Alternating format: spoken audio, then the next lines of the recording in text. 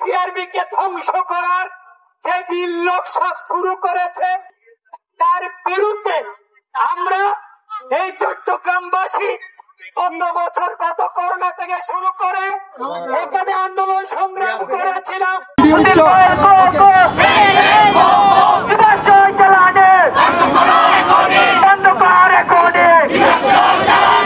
যতদিন ধরে আমরা একটা পর্যায়ে না পৌঁছবো যে আমরা কার্বন ইমিশন না কমবে, আমরা উষ্ণায়ন থেকে রক্ষা পাবো, ততদিন চলতে থাকবে। উন্নয়নের সাথে কার্বন ডাইঅক্সাইড ইমিশনের একটা সম্পর্ক আছে, তো সেটা কতটুকু সহনশীল, সেই সহনশীল অনুযায়ী আন্দোলন চলবে।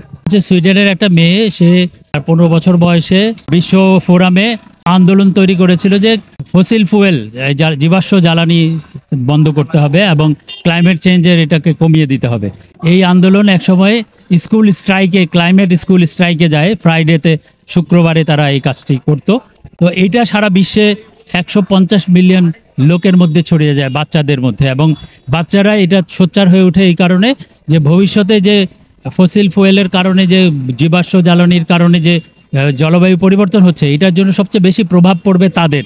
তো সেই কারণে তারা এই আন্দোলনটা সারা দুনিয়াতে ছড়িয়ে দিয়েছে। আজকে 5 বছর ধরে ফ্রাইডে ফর ফিউচার এই নামে এই আন্দোলন হচ্ছে এবং এরই অংশ হিসেবে আমাদের ভবিষ্যৎ প্রজন্ম এই কাজটি করছে।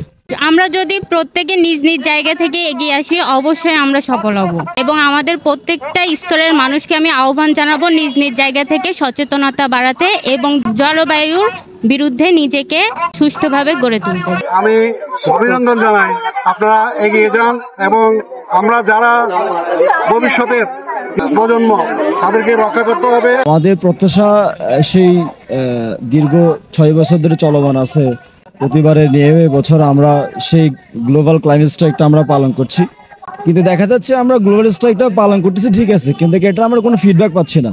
তো আমাদের গভর্নমেন্ট এবং হচ্ছে কি ইন্টারন্যাশনাল পলিসি যে মেকার্স আছে তাদের কাছে আমাদের প্রত্যাশা থাকবে হচ্ছে কি আমাদের দাবিগুলো যথাযথভাবে উন্নত দেশসমূহের কাছে যেন তুলে ধরে, কারণ উন্নত দেশের দ্বারাই আমরা কি হচ্ছি, দিন শেষে আমরা যেসব গরিব রাষ্ট্রে আমরা শোষণ নিপীড়িত হচ্ছি, সেই শোষণ নিপীড়ন থেকে বাঁচার জন্য হলো যে আমরা যে আজকে গ্লোবাল স্ট্রাইক যে আমরা পালন করছি, সেই স্ট্রাইকটা যেন আমরা সাস্টেন হয়, সেই সাস্টেন করার উদ্দেশ্যে আমরা আজকে সবাই যুব সমাজ একত্রিত হয়েছি।